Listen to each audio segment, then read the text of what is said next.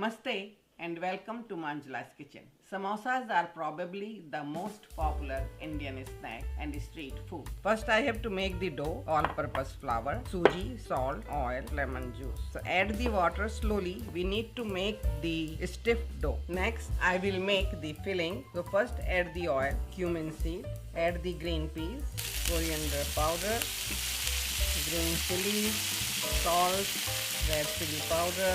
Now add the potatoes, cilantro and garam masala. Mix it, ready. I am ready to make the samosa. So I am just going to knead the dough little bit. Roll them in about 6-inch circle. So now cut them in half and wet all the corners.